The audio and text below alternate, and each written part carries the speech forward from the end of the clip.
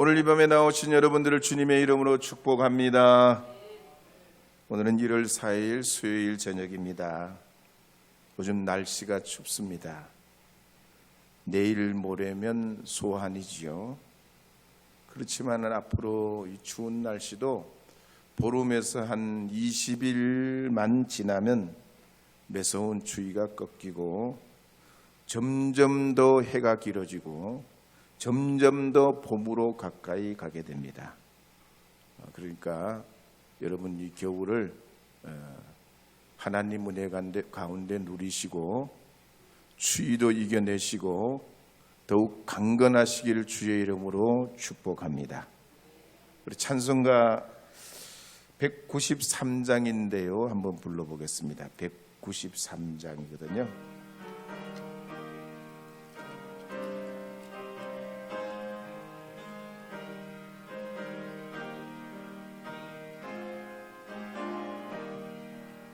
성령의 봄바람 불어오니 믿음의 새싹이 움덩오고 성령의 담비로 흡족하니 메마른 영혼을 적셔주네.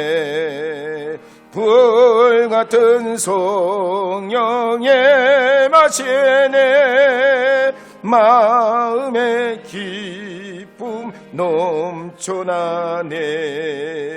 성령의 생수를 마시는 자 갈급한 심령이 해갈되고 성령의 충만함 받은 자는 마음의 평안을 누리겠네. 성령의 감동 받은 자는 주님의 사랑 깨닫겠네. 베드로가 고넬료를 만나서 복음을 전할 때 했던 첫 마디가 사도행전 10장 34절 35절 말씀에 보면 하나님은 외모를 보지 않으신다 그랬습니다. 여기서 외모를 보지 않는다는 말은 우리 이런 외모가 아니고 차별을 하거나 편애를 하지 않는다는 그런 말씀입니다. 베드로가 어쨌든 이 성령의 이끄심에 따라 가이사랴로 올라가 보니까 하나님의 인도하심을 보니 하나님은 유대인이나 로마인들을 구별하고 차별하지 않으시고 인종과 나라와 문화와 역사를 넘어 하나님 자신을 나타내시기를 원하시는 분이라는 걸 알게 됐습니다. 그래서 신앙생활은 교회 나오기 전보다 교회에 나오면 훨씬 더 좋아요. 아멘을 안 하시네. 약간 속도가 늦는데 제가 이해를 합니다. 또 기도하기 전보다 기도하면 더 좋아요. 봉사하기 전보다 봉사하면 더 은혜가 되게 돼 있어요. 왜냐하면 하나님이 그때 가서 또 다른 은혜를 우리에게 주시기 때문이에요. 일반적으로 국가대표 선수라도 말이죠. 시합에 못 나가면 꽝이에요. 소용이 없어요. 아무리 이름 있어도 이름만 있고 필드로 못 나가면 끝장입니다. 기술이 아무리 좋아도 써먹을 현장이 없으면 그것도 소용이 없어요. 우리 신앙생활도 그래서 사역의 현장이 있어야 돼요. 잘하든지 못하든지 되든지 안 되든지 사역의 현장이 있어야 돼요. 교사면 교사, 속장이면 속장, 하나님 앞에 여러분이 맡은 직임과 직분을 따라서 내 영적 그라운드 필드가 있어야 돼요. 어떤 젊은 청년이 형편상 대학을 못 갔습니다. 그래서 군대를 바로 가고 제대한 후에 일본으로 가서 제과점에서 알바를 하게 됐습니다. 거기서 3년 동안 고생하고 일본 말을 익히고 그 다음에는 프랑스로 갔습니다. 거기서도 제과점에 취업해가지고 여러 가지 기술을 익히고 자격증을 따고 대학까지 졸업한 다음에 한국으로 돌아와서 우리나라 최고 제빵 회사의 과장으로 입사하게 돼요. 만약에 이 청년이 말이죠, 가만히 있었다면 어떻게 됐을까요? 가마떼기가 됐겠지. 만약에 그런 기회가 오기 전까지 그냥 제자리 자기 자리인 그것만 그냥 고수했다면 어떻게 됐을까요? 저는 오늘 우리 교회의 표를 마태복음 7장 7절을 따라가지고 찾으라 한번 따라하겠습니다. 찾으라. find 23라고 찾으라고는 find 찾아야 된다는 거예요. 헬라어로 이 말은 제테오라는 말인데요, 갈망하고 열망하는 거예요. 그냥 찾는다고 두리번 이러는 수준이 아니라 찾아내려고 막 갈망하고 열망하는 거예요. 여러분들도 주님의 자녀답게 응답해 주실 줄로 믿고 하나님이 우리와 함께 하신 줄 믿고 할 수 있는 일이라면 다 해보시고 이루시는 이 한 해가 되기를 주의 이름으로 축복합니다. 유다지파의 갈렙은 40세에 가나안 땅에 들어가 보잖아요. 정탐꾼으로 가잖아요.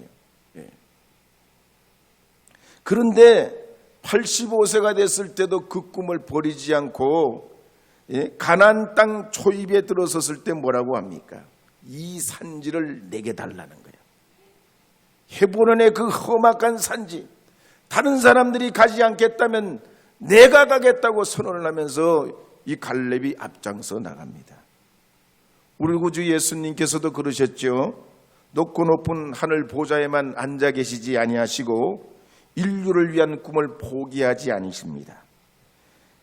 음식도 해본 사람이 잘하고 공부도 해본 사람이 잘하고 시합도 뛰어본 사람이 잘 뛰고 승리의 기쁨을 알게 돼요. 2023년도에 여러분도 여러분의 삶의 자리에서 주님의 이름으로 도전해 보시기 바랍니다. 추구하시기를 바랍니다. 실패를 두려워하지 말고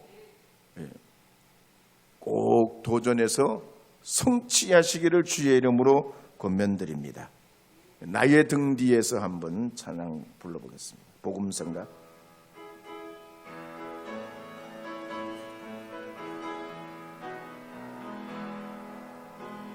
나의 등 뒤에서 나를 도우시는 주, 나의 인생 길에서 지치고 고나여 매일처럼 주저앉고 싶을 때 나를 밀어주시네.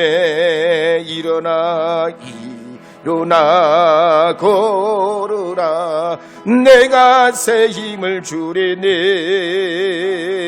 일어나 너 걸으라, 내 너를 도우리. 한편 이 베드로가 그렇게 가이사랴에 올라가 보니까 정말 성령의 역사가 나타나고 고넬료의 집에 놀라운 복음의 역사가 임하게 됩니다. 그래서 사도행전 10장 44절 45절에 보면 이렇게 기록하는 말씀이 있습니다. 함께 읽어보겠습니다. 베드로가 이 말을 할 때에 성령이 말씀 듣는 모든 사람에게 내려오시니 베드로와 함께 온 할례 받은 신자들이 이방인들에게도 성령 부어주심을 말미암아 놀라니. 베드로가 복음을 전하지 않고 입을 꼭 다물었다면 성령의 역사가 안 일어났어요. 하나님이 알아서 하시겠지. 주님이 어떤 분인데 다 알아서 해주시겠지. 하나님이 여기까지 나를 인도하셨으니 하나님이 나머지 다 알아서 하실 거야. 이렇게 하지 않았죠? 자기의 소임을 다합니다. 복음을 전해요. 말씀을 전해요. 그럴 때 성령이 그 듣는 모든 사람에게 임했다 그랬습니다. 베드로는 그러니까 예수님께서 부활하신 후 하늘로 올려가시기 전에 너희는 가서 모든 족속을 제자로 삼아 아버지와 아들과 성령의 이름으로 세례를 베풀고 내가 너희에게 분부한 모든 것을 가르쳐 지키게 하라. 이 말씀을 베드로는 주님의 말씀 그대로 자기가 가는 곳에 전했다는 얘기예요. 그렇게 주의 복음을 말씀대로 명령대로 전하게 될 때 그 복음을 듣는 이들에게 성령이 내려오고 깨닫게 되고 은혜 충만하게 되고 마음이 시원해지고 듣는 이들이 심령이 통쾌하게 됐다는 얘기입니다. 그래서 사도행전 10장 46절에서 48절 말씀에 보면 이런 말씀이 있습니다. 함께 읽어보겠습니다. 이는 방언을 말하며 하나님을 높임을 들음이러라. 이에 베드로가 이르되 이 사람들이 우리와 같이 성령을 받았으니 누가 능히 물로 세례 베품을 금하리요 하고 명하여 예수 그리스도의 이름으로 세례를 베풀라 하니라. 그들이 베드로에게 며칠 더 머물기를 청하니라. 아멘. 그러므로 여러분들도 주님의 말씀대로 이 2023년도에는 한번 도전해 보시기 바랍니다.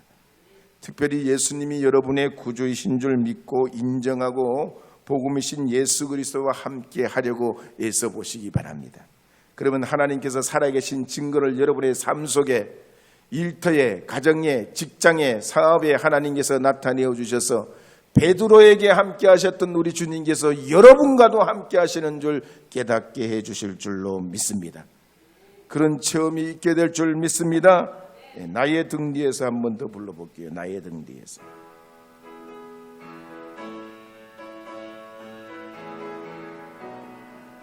나의 등 뒤에서 나의 등 뒤에서 나를 도우시는 주 나의 인생길에서 지치고 고나여 매일처럼 주저앉고 싶을 때 나를 밀어주시네. 일어나 걸어라 내가 새 힘을 주리니 일어나 너 걸으라 내 너를 도우리. 이제 사도행전 11장 1절 말씀 본문 말씀을 한번 읽어보겠습니다. 1절 말씀 읽겠습니다. 유대에 있는 사도들과 형제들이 이방인들도 하나님의 말씀을 받았다 함을 들었더니, 여기서 하나님의 말씀을 받았다는 말은 이방인 고넬료가 진리신 예수님을 받아들였다 하는 소식을 사람들이 접하게 됐다는 얘기입니다. 사도행전에 보면 오순절 성령 강림 후에 초대교회에 일어난 세 가지 큰 변화를 말씀하고 있어요. 세 가지 큰 변화. 첫째는 베드로를 위시한 12 제자가 변화받은 거예요. 소극적이었던 이 제자들이 적극적으로 되고 유약하고 두려워했던 제자들이 담대해집니다. 성령의 역사 함께 하신 증거예요. 두 번째 큰 변화는 뭐냐면 박해자 바울이 변화받은 거예요. 절대로 있을 수 없는 일이에요.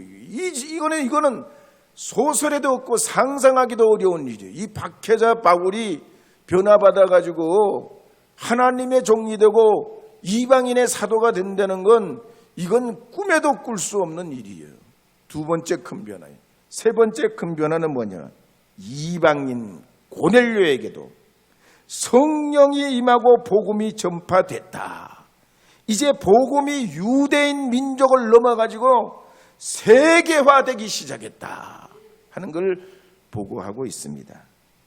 특히 베드로를 통해서 이방인 고넬료의 집에 복음이 전파되면서 성령의 역사가 일어나고 방언과 찬송이 터지고 세례를 받고 주님의 제자가 됐다는 소식은 정말로 센세이션한 그런 뉴스입니다. 더욱이 이방인 고넬료 가족에게 임했던 이 성령의 은혜는 사도들이 오순절 마가의 다락방에서 받았던 그 체험, 바로 그 성령의 체험과 똑같은 역사가 그들에게도 일어났다는 얘기예요. 하나도 틀림없이 사도들, 유대인들, 그 형제들이 모였던 그곳에 불같은 성령, 바람 같은 성령이 임했던 똑같은 성령의 역사가 고넬료의 집에도 일어난 거예요. 이런 사실을 유대교인이었다가 개종한 기독교인이 된 사람들이 너무 당황스러웠습니다.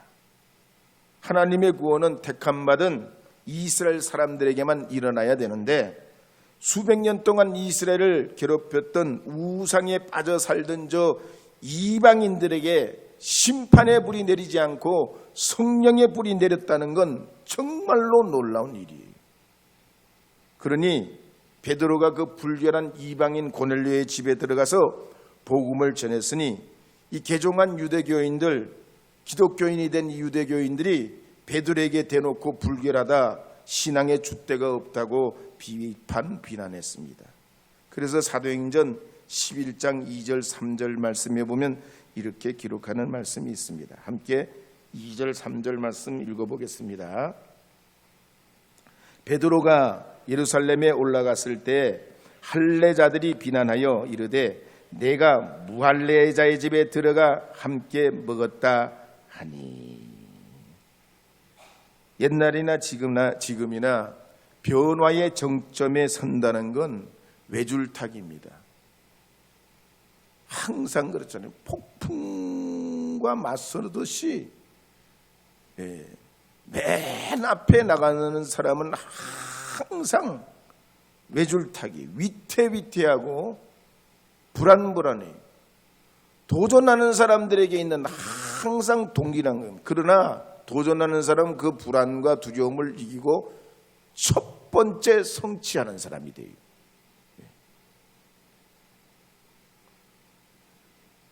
여러분은 어떠하시겠습니까? 이 2023년도에 누구보다도 하나님의 은혜와 복을 받길 원하십니까? 그럼 여러분 주님의 이름으로 두려워하시지 마시고 앞서 나가시기를 바랍니다. 여러분이 이 땅에 하나님께서 역사하시고 인도해 주실 하나님이 강력하게 붙드신 주님의 복의 사람이 되길 원한다면 여러분 주님의 이름 믿고 앞으로 나가시기를 바랍니다. 숨지 말고 앞으로 나가시기를 바랍니다. 그럼 여러분을 주님께서 들어쓰시고 여러분의 가정을 들어쓰시고 여러분의 직업과 일터를 들어쓰셔서 하나님의 위대한 주님의 제자들로 삼아 주실 줄로 믿습니다. 한편 이제 사도행전 11장 4절에 보면 이 위태하고 불안한 이 즈음에 베드로가 어떻게 합니까? 비난해요. 앞장서 나갔더니 막 비난이 쏟아집니다. 그러니까 11장 4절에 보면 베드로에 대해서 이렇게 말씀하는 내용이 나와요. 함께 읽어보겠습니다. 베드로가 그들에게 이 일을 차례로 설명하여. 여기에 베드로의 이 태도를 보면요, 베드로가 그들에게 이 일을 차례대로 설명했다고 그랬습니다. 사실 이 베드로가 고넬료를 만나는 과정도 보면 확실한 확신을 가지고 고넬료를 만난 건 아닙니다. 하나님 성령께서 이끄셨기 때문에 베드로가 가서 만나보니까 자기 생각과 다른 완전히 하나님의 역사라는 사실을 확증하게 되고 그랬던 거죠. 그러니까 그랬던 이 베드로가 자기를 비난하는 사람들을 볼 때 어떻게 대합니까? 이 사람들도 하나님의 역사가 어떻게 일어날지 자기의 과거처럼 모르고 있는 거예요. 그러니 모르니까 비난하는 수밖에 없는 거죠. 모르는 사람에게 같이 맞대놓고 비난하고 야 어떻게 그러냐 엎어치기 하면서 내던지고 그런 게 아니지요. 자기도 과거에 그런 과정을 겪었으니 차근차근 설명을 하는 겁니다. 우리가 주의 일을 하다 보면 그래요. 내 스타일이 아닌데도 해야 될 때가 있어요. 내 스타일이 아니요, 내 철학도 아니고 내 신념과도 상관이 없어요. 그런데도 가야 할 때가 있어요. 어떤 사람들은 여기가 아니면 내가 신앙생활 할 데 없냐, 아니 굽고 더럽고 그냥 그러네. 그리고 일을 그르치는 사람들도 있어요. 그런데 베드로가 말이죠, 불결한 짐승을 잡아먹으라고 하나님께서 3번이나 그에게 환상을 보여주시면서 그럴 때 이 베드로가 그 자기 안의 갈등을 이겨내고 성령의 이끄신 가운데 고넬료를 만나보니까 외모를 취하시지 않는 하나님, 내 생각과는 다르신 하나님을 깨닫고 베드로의 신앙 차원이 달라집니다. 그러므로 여러분들께서도 오늘 이 베드로의 모습을 자세히 보면 내 생각하고 다르다고 신경질 내고 맞서 싸우고 그러질 않죠. 오히려 이해합니다. 또 이해시켜줍니다. 성령의 역사를 차근차근 설명해요. 그래서 하나님의 사람들은 절대로 자기 의도를 가지고 밀어붙이기 식으로 하는 게 아니에요. 형제에 대한 최고 최선의 자신의 태도와 예의를 갖추고 친절하게 차근차근히 하는 겁니다.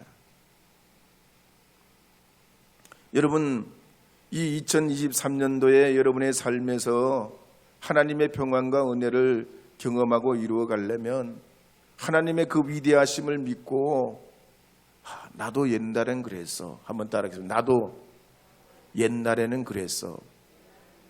그렇게 생각하시고 우리 형제들, 믿음의 사람들, 여러분의 가족들, 여러분 주변에 있는 사람들에게 이 베드로처럼 차근차근 그렇게 친절한 믿음의 삶을 살아가시기를 바랍니다.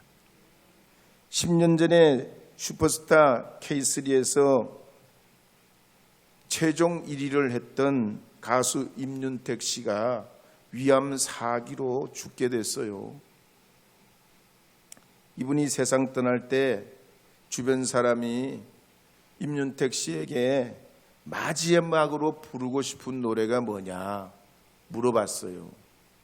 그랬더니 이분이 찬송가 338장 내 주를 가까이 하게 하면 십자가 짐 같은 고생이라, 이 찬송을 불렀다는 얘기예요. 여러분, 요즘엔요 우리가 출처 없는 정보로 초등학생들도 너 장래 꿈이 뭐냐 그러면 대통령도 아니고 스포츠 스타도 아니고 뭐라고요? 유튜버요. 유튜버. 인기 많은 유튜버, 돈 많이 버는 유튜버, 전 세계 79억 인구를 상대로 돈 벌고 인기를 차지할 수 있는 유튜버란 말이에요. 근데 이 인터넷 회사가 유튜버 같은 데가 유튜브에서 얼마나 이 좋은 컴퓨터를 쓰는지 보는 사람 취향을 딱딱 저격해요. 우리가 몇 번 클릭하면 그 클릭한 걸 전부 기억해놨다가 유튜브에 들어가면 띄우기만 하면 우리가 보고 싶은 걸 먼저 쫙 늘어놔요. 그래가지고 청소년들도 유튜브에 한번 들어가면 평균 한 달 41시간을 쓴다고 그래요. 하루에 1시간 20분 평균 유튜브를 봅니다. 보는 건 괜찮아요. 문제는 뭐냐? 그 중요한 시간을 깨먹는 거지요. 공부도, 그 다음에 자기 미래 발전도, 설거지도 있고, 옷 깨는 것도, 청소하는 것도 다 잊어버리고, 더욱이 이 유튜브에 온갖 불교, 유교, 힌두교, 이슬람교, 도교, 종교 짬뽕에다가 사이비 이단까지 정치, 경제, 사회 여러 가지 다양한 것 섞어놓긴 섞어놨는데 짬뽕이요. 저처럼 신학을 하고 철학을 하고 전문적인 성경 훈련 공부를 한 사람도 그런 사람도 혼란스러울 때가 있어요. 이게 뭔가 긴가민가. 그러니 일반 사람들은 어떻겠어요? 그러려면 우리가 어떻게 해야 됩니까? 우리가 정말로 이런 때 하나님의 뜻을 분별해야 되지 않겠습니까? 그러려면 성경을 읽으셔야 됩니다. 여러분이 이 2023년도에 주님 앞에 도전을 내는데 어떻게 도전을 할 건가? 어떻게 주의 이름으로 나갈 건가 할 때 하나님의 말씀을 읽으셔야 진리를 알아야 예리한 칼날 같은 주님의 말씀으로 여러분의 공격 무기, 무찌를 수 있는 여러분 방비하는 무기를 갖추셔야지 세상에서 패배당하지 않는 것입니다. 물론 성경을 많이 읽으시는 것도 중요하지만 창세기부터 계시록까지 그냥 쭉 읽으시는 거예요. 제가 녹음기를 안 가져왔네. 아유, 바쁘게 오다고. 녹음기에 어제도 94 된 분이, 이 1년에 이분이 94이요. 94세요. 94세인데 1년에 성경 10번 이상 읽어요. 목사님, 저는요, 성경 읽는 것만큼 더 좋은 게 없어요, 세상에. 나는 성경만 읽으면 그렇게 좋아요. 하나님 나라 안에 사는 것 같아요. 성경을 1년에 10도 가려면 하루에 5시간, 10시간 읽어야 돼요. 근데 그게 자기 힘으로 돼요. 은혜 주셔야 읽는 거지. 은혜 주셔야 읽는 거지. 그렇게는 안 읽어도 여러분 성경 말씀을 읽고 읽으시기를 바랍니다. 기억 못해도 상관없어요. 하나님은요, 순간순간 우리에게 떠오르게 하시고 깨닫게 해주셔요.